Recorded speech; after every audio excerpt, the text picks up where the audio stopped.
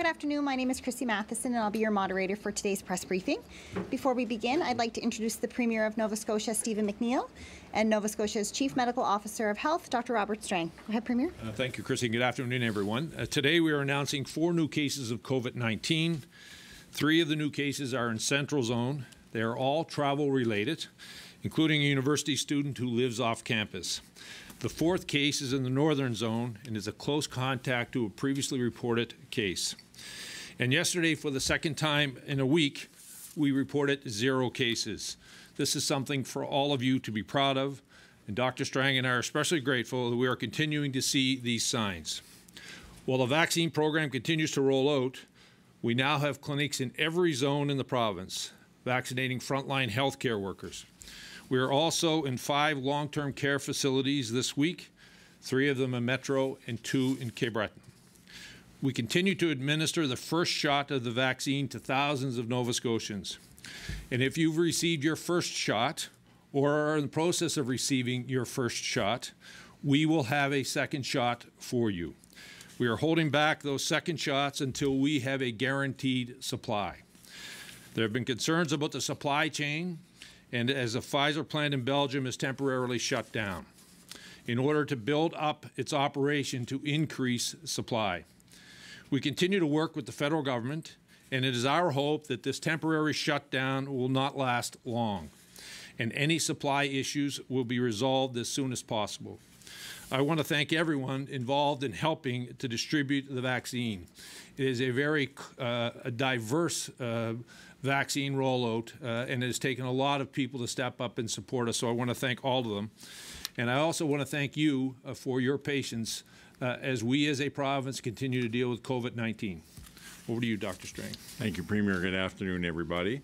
Today we are reporting 4 new cases of COVID-19, 1 in the Northern Zone, who is a close contact of a known case, and 3 in Central Zone, all of which are related to travel outside of Atlantic Canada. They are all self-isolating as required. One of the cases in Central Zone is a post-secondary student who virtually attends 2 of our local universities.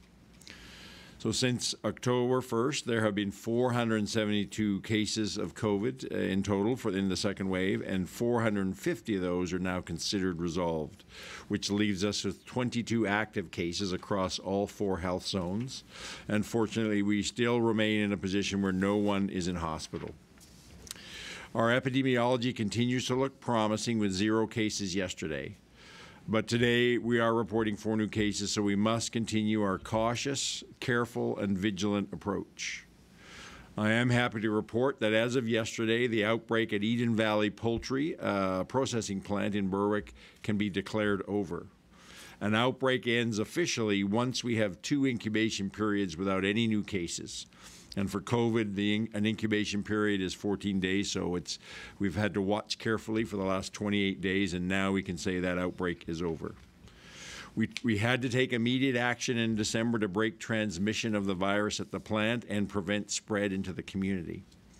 And I know that it was a challenge for the workers, farmers, and other businesses that rely on this plant, and I want to thank all of them for their efforts. Your sacrifices protected your loved ones, your community, and your province. Yesterday, there was quite a complimentary article written by the Globe and Mail's editorial board about Nova Scotia's approach to COVID. To quote the article, Nova Scotia went hard and early and stayed vigilant, reaping long-term returns. To see the national media acknowledging Nova Scotia's vigilance and hard work is something that we should all celebrate. I know our epidemiology looks very different than so many other parts of Canada, and this is something every Nova Scotian should be proud of. What we have all been doing has been and continues to work, but it only works if everyone makes keeping each other safe a priority, follows the COVID precautions, and continues to respect the required restrictions. We all need to keep doing this if we are to continue to remain one of the safest places while Wave 2 peaks all around us. I want to let people know about changes about our improvements in our information that we have available online. We have introduced a new dashboard with access to more data on COVID-19 cases, testing, and vaccines. You can still find the data, the usual data, on our coronavirus website, the way you've been able to do it since early in the beginning of this pandemic. And we'll continue to update our data website to provide a high-level overview of the number of new cases in the province, the number of active cases, the number of confirmed and resolved cases, and that's always broken down between Wave 1 and Wave 2, the number of new and total tests completed in the hospitalization data, and deaths, if we have them. But now, as in addition, on that existing data website where all that information is, there will also be a link that will direct you to the new dashboard. And on that dashboard, there will be a map that you can click on to explore each health zone and community health network, and it'll provide you with an overview of the data in each of those areas, including the number of active cases at a very local level. The dashboard will be updated every day, Monday through Friday. We do realize that this level of detail is more than some Nova Scotians want, and for those people, again, reminding them that our original and existing data site will still remain in place. It is not the dashboard is an addition and not a replacement to our existing data.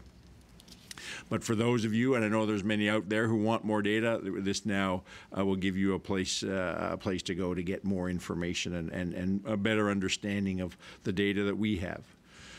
And we'll continue to update our numbers daily on our coronavirus website, and we'll continue to do our regular posting on social media and news releases. But I encourage people, if you're interested, to go onto our coronavirus website and take a look at that dashboard. I'm going to reiterate and summarize some of the information that was discussed at the technical briefing around vaccines earlier today.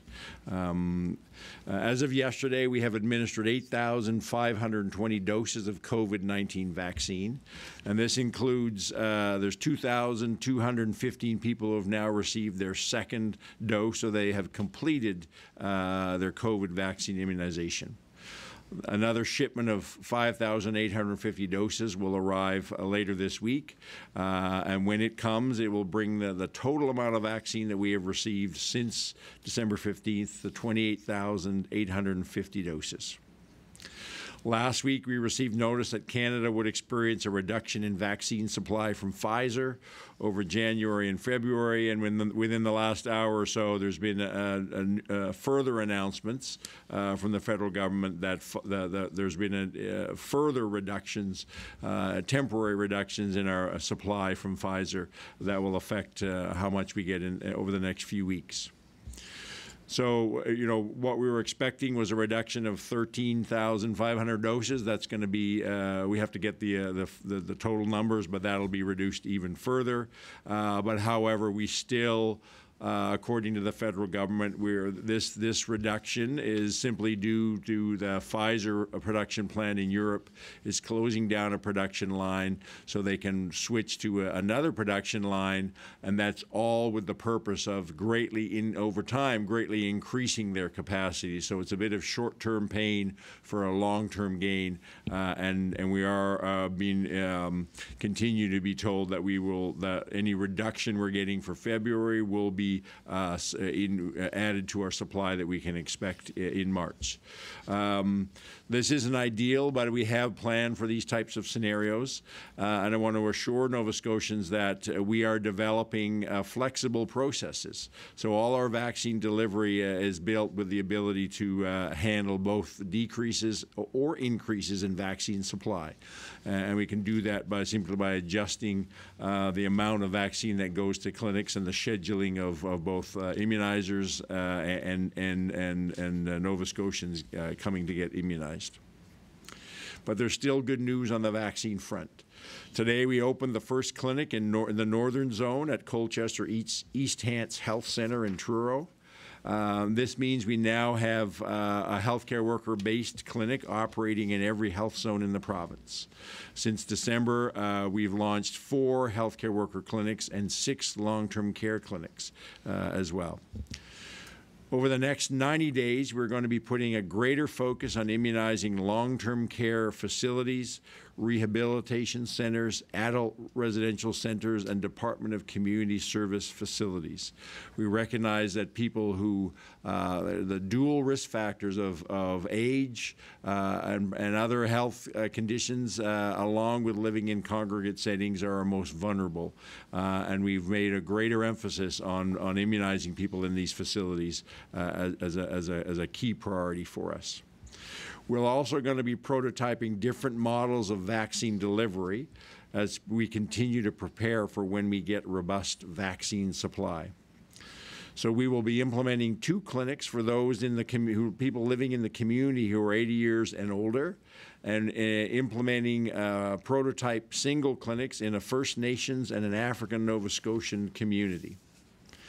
We will be working very closely with our First Nations and African Nova Scotian communities to ensure that we are offering the vaccine in a culturally responsive way, and they have a large role in informing how those clinics work, the communication to their communities, and who is identified in their communities as a priority, as their first priorities for immunization.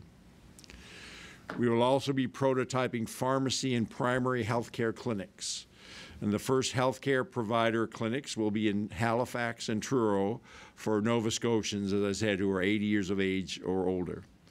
So using our MSI information, anybody in those age groups will receive a letter from MSI in the coming days with instructions about how to book their appointment. We are developing both online and knowing that, especially seniors, not everybody's comfortable using online, other forms of options for people to go and schedule their vaccine appointment. Doing all these prototype clinics, whether it's in different populations or whether it's different types of vaccine providers, doing them now will allow us to learn from each of these prototypes and put us in much further ahead, so we are prepared when we ultimately get robust vaccine supply.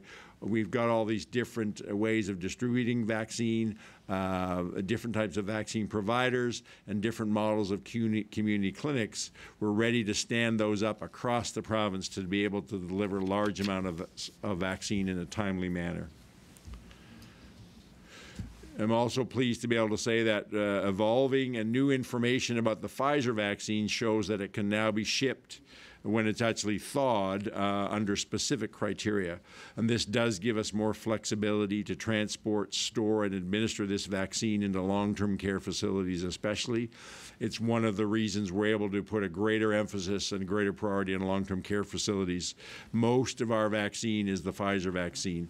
We were relying mostly on the Moderna product for long-term care facilities, which was limiting our speed for long-term care. But now with the loosening of requirements for Pfizer, we can actually get in, use that vaccine in long-term care facilities. So that is good news. We are also working to increase our storage capacity for various types of vaccine across the province. So we're adding 3 more cold storage sites, one in Amherst, one in Antigonish, and one in Bridgewater. And that will bring the total number of cold storage sites to 9 across the province. And each of those cold storage sites, it has an ultra-low freezer for the Pfizer product, it has a regular freezer for the Moderna product, and it has appropriate fridge space for some of the other vaccines that we hope to be approved that only require refrigerator temperature. So we're setting up this network of cold storage sites to then be able to move vaccine to immunization locations in all parts of the province. You will be using these cold storage sites to set up the mass immunization clinics in communities that I talked about. We'll also be opening up healthcare worker clinics at the IWK Health Centre and the Yarmouth Regional Hospital as well. The Nova Scotia College of Nursing recently announced that they are issuing conditional licenses to retired nurses at no fee to immunize Nova Scotians against COVID-19. So I'm really pleased to hear that the uptake has already been high and that 125 nurses have very quickly relicensed, been able to be relicensed in only 6 days. And I really thank the nursing profession for their interest in helping our COVID response. And I want to acknowledge their efforts. Other healthcare profession regulators are also instituting or also have instituted rapid relicensing processes to bring retired clinicians back in the workforce to help with our COVID response, and that includes the College of Physicians and Surgeons. And I thank all those regulatory bodies for their willingness to be part of our collective effort. We continue to work with Doctors Nova Scotia, the Pharmacy Association of Nova Scotia, and the Nova Scotia College of Pharmacists to determine how their members can support vaccine rollout in the community. And they are key, they're playing a key role. As I said, we develop these prototype clinics for pharmacy-based or primary healthcare-based clinics. But there will also be a need to staff the non-clinical side of our community clinics. Actually putting a needle in somebody's arm and getting the syringe ready is just one of many roles that we need to run a successful clinic. So we'll be looking at community volunteers to help us out for many of these other important functions in community clinics. So for both healthcare professions and those who are just lay people in the community who are interested in volunteering, they can now go to the Nova Scotia Health Authority website to register, and that's www.nshealth.ca/volunteer. And I was on there earlier today, and there's a place that you click on if you're a healthcare professional and a place that you click on if you're not, and it'll walk you through a process about how you can register to put your name forward to be a volunteer. So I encourage people to do that, and as we roll out in the months ahead, we will be looking, we'll have lots of need for people for all sorts of skills to help us roll out this, as I've said earlier, the most complex healthcare intervention we've ever rolled out in this province. Moving on to testing, in the coming weeks, we'll be setting up pop-up testing in some of our university communities to increase access, along with the regular testing as the quarantine period for students returning from out of province ends. We still have lots of capacity and primary assessment centers across the province for people who have symptoms. So if you are feeling unwell, again, we ask you to go online, do the self-screening, and get direction on testing, and you can be directed to any one of the number of primary assessment centers. And even if you don't have symptoms, you can still go online and book a test. And this is most important for people who have a lot of interaction with other people, whether it's because of their job or because of social activity. And we're continuing our pop-up sites around the province. Because of the rapid tests, they're only for people 16 years of age and older. But if you are 16 or above, you can get a rapid test at one of these pop-up sites with no appointment. There's a rotating schedule of these, so if you're interested, again, on the Nova Scotia Health Authority website, there's an ongoing schedule of the location and times in various communities of these pop-up sites. So I encourage people to do that. The test itself is quick, and you can get your results in a matter of minutes. Before our closing today, I just want to mention that it's been brought to my attention, not for the first time, that people continue to be denied services or access to a business or for health care or any other kind of facility, depending on the region of the province that they're coming from. As long as our COVID risk remains low, there is no travel restriction within Nova Scotia, and nobody should be denied service or access because they just happen to come from one part of the province to another.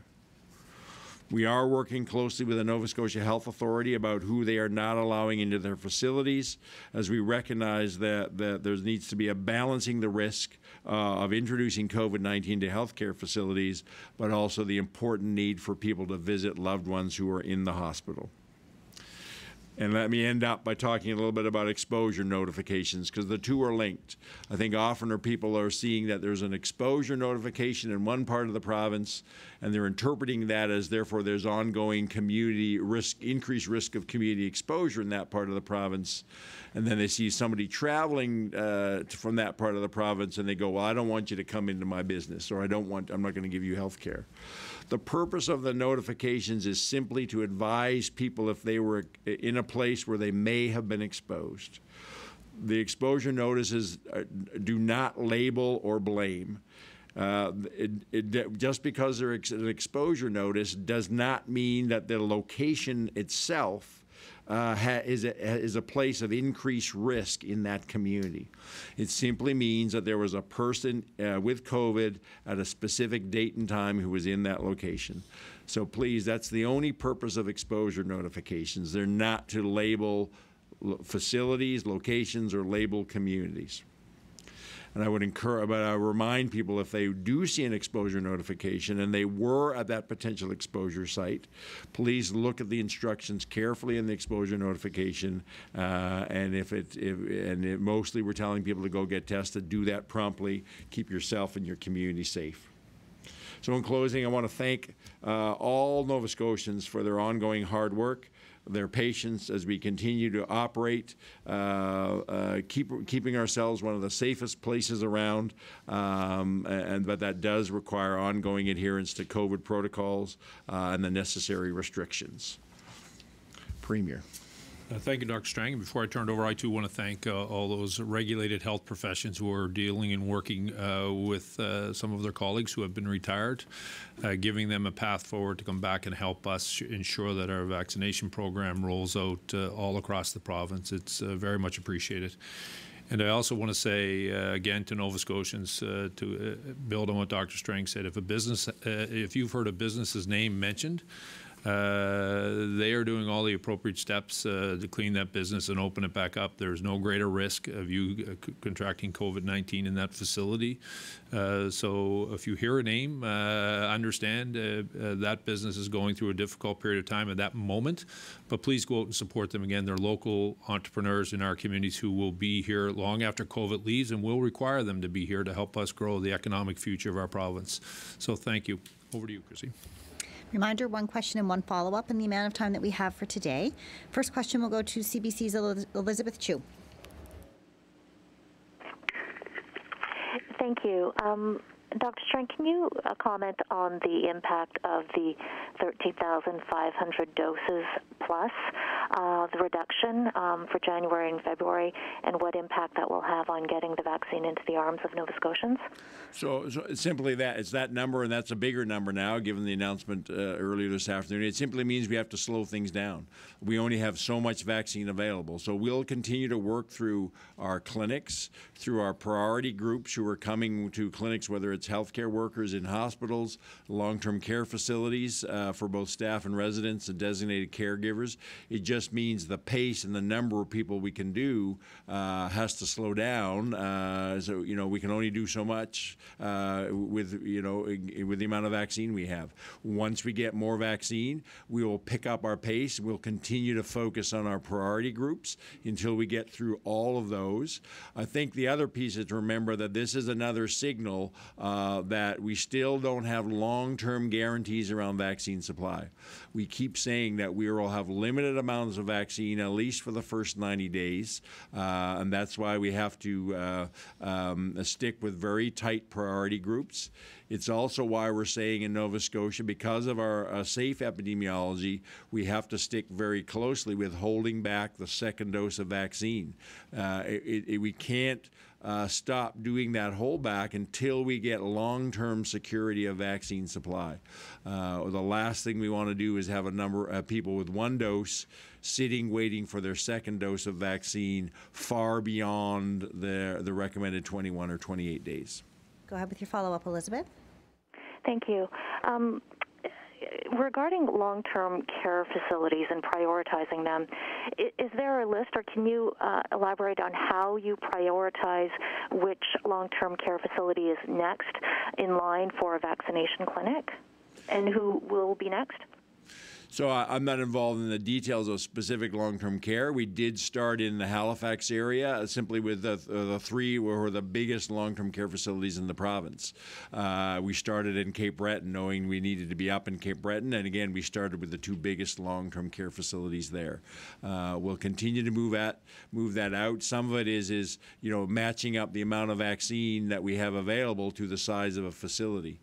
But we can, if you need it, we can get you much more details on specific timing and sequencing. But we did start with our very largest facilities. Next question will go to Lindsay Armstrong with All Nova Scotia. Thank you. Dr. Strang, regarding your call for volunteers to manage COVID vaccine clinics, I'm wondering why community members are being asked to do this work as opposed to hiring through the health authority for these positions. I understand the vaccine clinics are currently fully staffed. Are there concerns about being able to staff future vaccine clinics?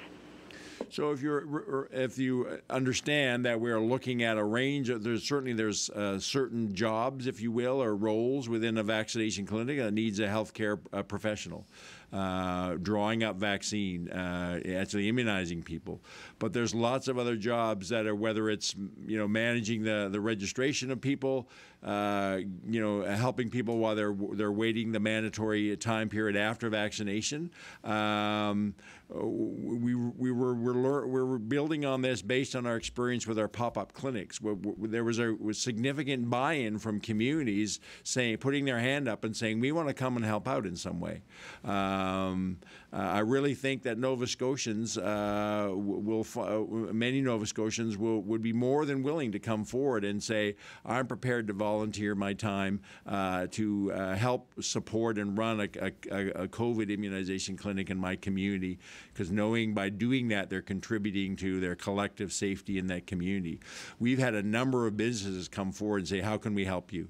How can we bring our skills in, whether it's human resources or administration, etc. So already lots of people are demonstrating that they're prepared, as we've done all along, to step up and help each other out. And so I don't think we need to build this all I don't think there's anything wrong with building this partly on a volunteer basis, and we're already getting lots and lots of people saying we'd like to contribute as volunteers. Go ahead with your follow-up, Lindsay. Thank you. With Pfizer announcing the halt of Canadian shipments this week, I'm wondering what Nova Scotia was expecting from Pfizer for this week. I don't have that figure. I think we had a reduction of about, I'm not going to guess. We had some reduction in amount this week, a substantive reduction in the next couple of weeks ahead. I think that information was provided in the slide deck as part of the technical briefing. Next question will go to Alicia Draus with Global. Alicia, are you there? Moving on to Nabal Snan with the Herald.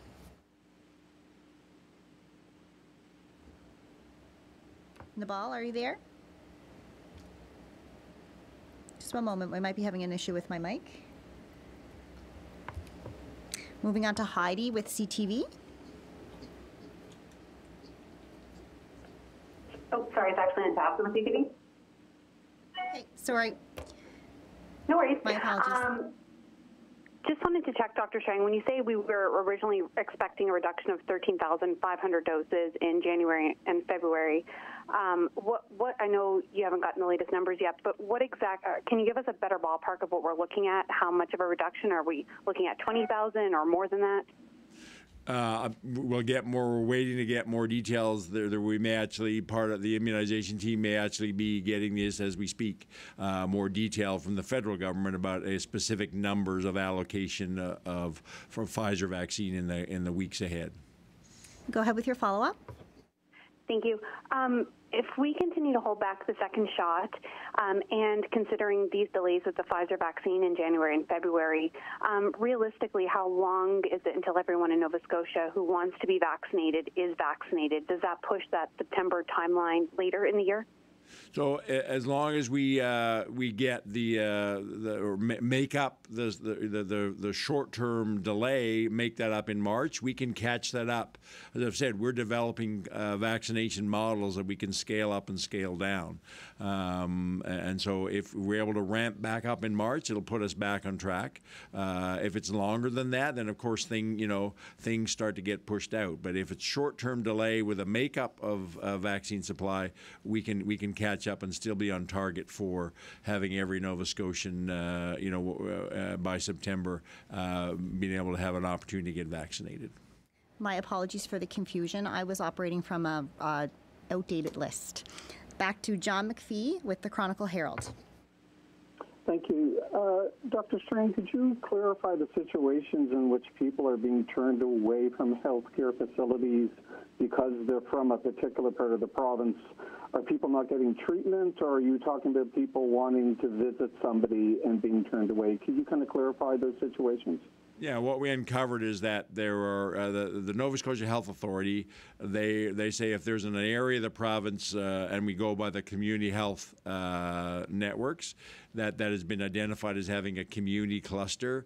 They say that people coming from that area of the community cluster can't go visit a relative or a family member in another hospital. So we had a number of examples that came to our attention of people who were from Halifax, were traveling to Cape Breton to visit a relative and weren't able to visit.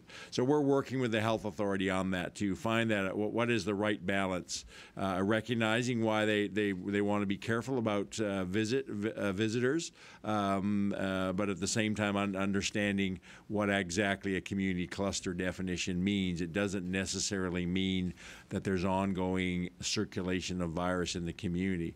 As I said earlier, we always have to wait for technically for that 28-day period before we can for instance, say that there's no longer a community cluster. So we're working to find a more reasonable approach with the health authority on this. Go ahead with your follow-up, John. Thank you. This is again for Dr. Strang. We heard at the technical briefing that the COVID vaccine clinics at pharmacies and doctors' offices perhaps won't be as expensive as, say, the flu vaccine clinics that we're used to seeing.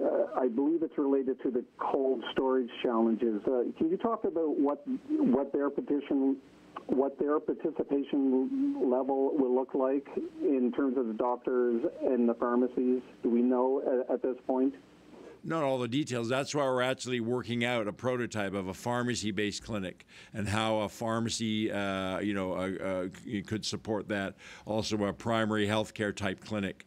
But we're not certainly in phase 2 envisioning that we would be giving out COVID vaccine to every single pharmacy, every single family doctor's offices. There's too much wastage around that. That may be possible as we get towards the end of the immunization program.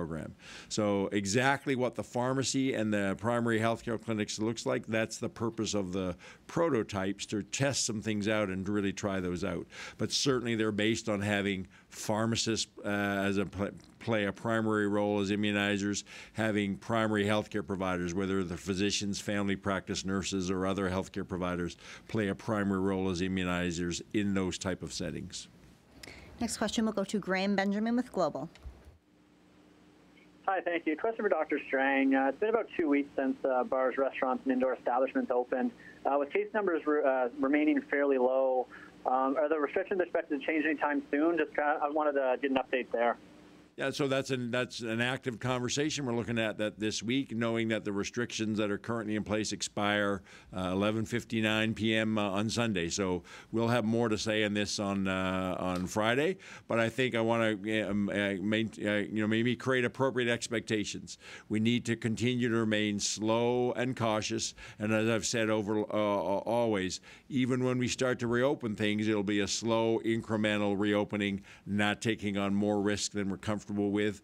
Our slow, cautious approach has what has served us well for the last 10 months. We're not going to move off track on that just because we feel a little bit more comfortable now. Next question will go to Mike Tutton with Canadian Press. Good afternoon. The zero figure for next week coming from Pfizer nationally. Does that mean the 13,500 is going to increase by thousands, fewer doses if you have available, or hundreds? Some sense of it, if it's possible. I don't have those numbers in front of me. We're just. This is breaking news. We'll get more information. We'll be able to talk certainly in more detail in the next few days about what we know now about what our vaccine supply, Pfizer and Moderna, will look like over the next few weeks. Go ahead with your follow-up, Mike. Maybe for the Premier as well here is these sudden announcements of a drastic reduction from X number to zero. Does it leave you a little unnerved about the process and how things are unfolding? Everybody knew that there's a reason for this, but just the suddenness of an announcement and so much less than hoped for all of a sudden. I think there's two parts to that question. One is, I think when you look at the cause, so Pfizer has said it's because they're closing one of their production lines to make adjustments to increase production. So as Dr. Strang said in his remarks, that is short-term pain for what we believe will be long-term gain, and that the lack of shipment next week will be made up in whether it be the following month or in the next 6 months for sure. And to Nova Scotians, about what's happening here is the facts, the diversity of the vaccination sites that we have in our province. So we have capacity in every region of Nova Scotia. As Dr. Strang had mentioned in his remarks, we're dealing with doctors and pharmacists as well. Volunteers are stepping up to help us man a variety of options of delivering this vaccine. So why that's important is because when Pfizer starts ramping up or a new vaccine gets permitted by Health Canada, we have a system that can allow us to ramp up vaccinations very quickly across our province. I say this, I go back to the diversity of testing we had in the first round, and we had last October, November, December, where we started testing in different ways, whether it was a pop-up shelter, a fixed shelter, or this in variations of how we were doing the testing. That's what we're trying to build on the front end around vaccination. So my message to Nova Scotians, while the news may seem disappointing, rest assured that here we are looking for when that vaccination gets ramped up again, and we have a system that will allow us very quickly to distribute that across the province. And I think by the end of June, we will continue to vaccinate the number of people that we thought we would in December. So. While none of us want to see the adjustments that's being made by Pfizer, I think we need to put it in the context of a company that is trying to actually make a short-term slowdown to ramp up production for the future. And at the same time, to Nova Scotians, here we will have a distribution network, quite frankly, that I think will be the envy of the country. Next question will go to Tim Biscay with the Halifax Examiner. Hi, Dr. Strang. In the technical briefing today, I believe I understood that once we get into phase 3, the large-scale distribution, that the order of vaccination, I guess, will be done with further age, by the oldest going to the youngest. There's been discussion out in the community about, people with underlying conditions, more vulnerable people should probably move up in that progression. I'm thinking of myself. I'm 57. I'm healthy. Why should I get the vaccine before a 35-year-old who has, diabetes or asthma or something? So we do understand those concerns, but we also have to understand that by far the biggest risk factor for severe disease, hospitalization, and death is age. Other health conditions factor in, but nowhere near the extent of age. So also knowing that as we do the planning, we really recognize that as we move into communities, basing it on age cohorts, it will actually allow us to move more quickly through the population and is the most efficient and fastest way to get all Nova Scotians access to to vaccine. It's not, and even people who who have an underlying health condition, who may be younger, they will be protected as more and more people around them are immunized as well. So we're really focused on age as the main way we prioritize. The other way we're looking at is where do we have vulnerable populations based on long-standing socioeconomic other factors, our First Nations, our African Nova Scotian communities.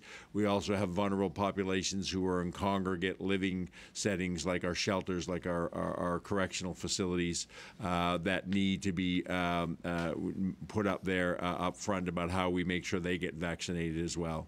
But I come back to that. Really, this is about getting the opportunity for all Nova Scotians to get immunized in the most efficient, fastest way possible, and sticking with an age-based cohort approach as we get into community clinics will get us there. Go ahead with your follow-up, Tim. Yeah, again, this is phase 1 and phase 2 are described as learning periods as you learn how to distribute the vaccine around the province, set up the protocols and so forth. I'm just curious, has there been any failure? Has there been any waste or loss of product? I'm not aware we had any substantive waste at all. We're being vigilant about, I think I've talked earlier about how we tested out before we went even to our first long-term care facility. We tested out the process without vaccine, sending the cooler, the packaging and everything, and the temperature monitor to make sure it held temperature, and it didn't, so we tweaked it so it would. So we are being extremely careful that we don't waste a single dose of this vaccine, either because of failure of temperature maintenance or it being delivered to somebody who's not in one of those priority groups. So I've not been brought to my attention at all that we've had any substantive wastage at all. It's a key priority for us, especially in this first phase, is no wastage. Next question will go to Victoria Walton with the Coast. Thanks.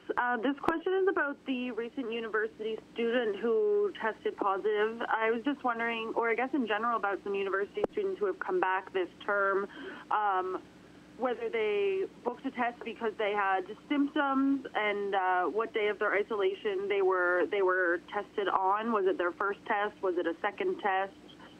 Because I know those tests aren't required this time, they're just recommended.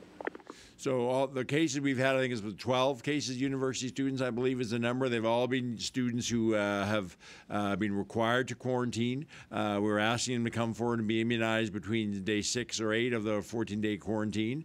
And we've had upwards, I think the numbers are between 3,500 to 4,000 students come back.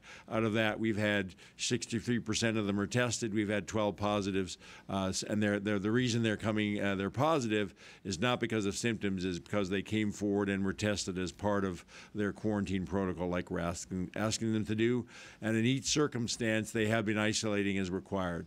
I continue to be impressed, and I want to give kudos to the universities and the university students about how seriously they are taking the requirement around the 14-day isolation. Like everybody else, they're stepping up and doing the right thing because they know it's the way to keep themselves and their friends, their community safe. So thank you to the university students. Go ahead with your follow-up, Victoria. Thank you. Earlier in the technical briefing, we heard that healthcare workers are using an internal app to book their first, second appointments for their vaccine doses. I'm wondering if there will be something similar to that available to the public once we reach that stage, if the government is in talks about doing that. As you heard at the briefing, we're developing a number of mechanisms to both letting people online, ways that they will be alerted when their age cohort, when they're eligible to get vaccinated. Ways we're working with the Can Immunize app to have that adopted, so people can use that to go and have an online booking appointment piece, and they can enter information into their Can Immunize app, which then gets shared electronically once they get to the clinic. The vaccination information gets uploaded after they've been vaccinated. And it goes back to so they have a record of their immunization as an individual. It also gets uploaded into our Panorama system, so we are creating a registry of COVID vaccination as well. Next question will go to Mike Gorman with CBC. Thanks. Dr. Strang, you mentioned the change in the ability to ship Pfizer given new information about the vaccine. I'm just wondering if you could elaborate on that a bit and what that change means in terms of the province's ability to deliver vaccine to various parts of Nova Scotia. As I said, it just allows us, they've now said that we can actually ship, with very tight parameters, but we can now ship thawed product. And it doesn't have to be maintained in its ultra-frozen state. It makes it much more feasible for us, as I said, to get it out, use the Pfizer product to get out to long-term care facilities. Previously, we were having to hold the Pfizer product for use only at our cold storage sites in the associated hospital clinic. Now this is quite a game changer, because now we can actually, not just Moderna, and recognizing that, I think roughly 2/3 of our vaccine supply is Pfizer, we now have a much greater ability, much greater amounts of vaccine, which we can actually get out, ship to long-term care facilities and immunize. Once we go to a long-term care facility, it's everybody, staff, residents, designated caregivers. So that's why we're able to make we're making a big push, making a greater priority for long-term care facility immunization with this change in the allowances about how you can ship the Pfizer product. Go ahead with your follow-up, Mike. Dr. Strang, appreciating that vaccination schedules are limited by supply, in light of how many of our new cases continue to be travel from outside of Atlantic Canada, what are your thoughts about the need to get vaccines to folks like long-haul truckers or rotational workers, perhaps sooner than later? So we're looking at that, but I think we have to understand that, we have a number of other measures in place. Quarantine, we're now testing rotational workers. We're close to be able to starting a testing project for truckers.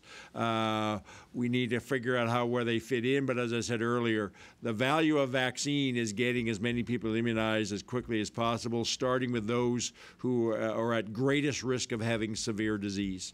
So I think that's the goal of the vaccine program, immunize people based mostly on age. That'll allow us to immunize as many people as possible in the shortest time possible, using other measures like quarantine, testing, etc., to minimize the risk from travel-related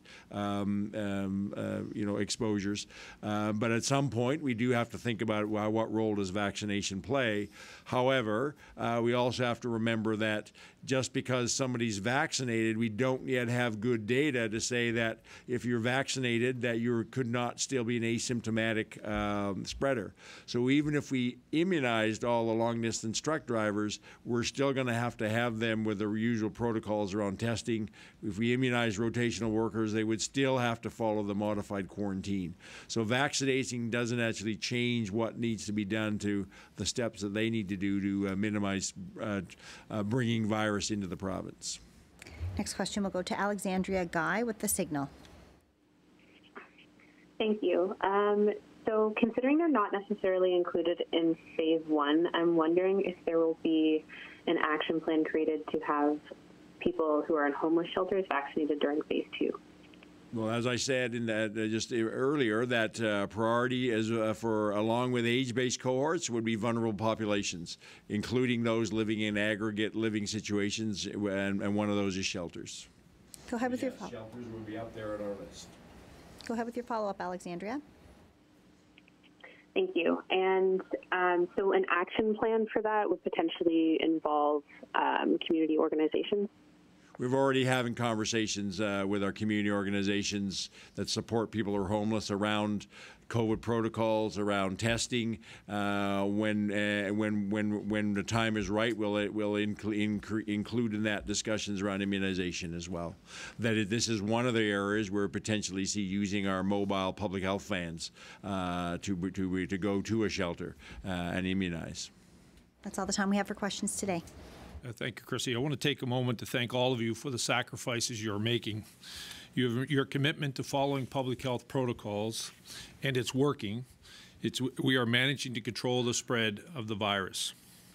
There's been a lot said about our small province across the country, You should take a moment and feel proud because it is because of your hard work that we are being recognized. But we cannot become complacent. This virus, as we all know, wants us to let our guard down. I also want to thank you for your patience around the vaccine rollout. This is a complicated process that involves a lot of logistics and its dependence on a supply chain that we cannot control. Many of you have had lots of questions around it.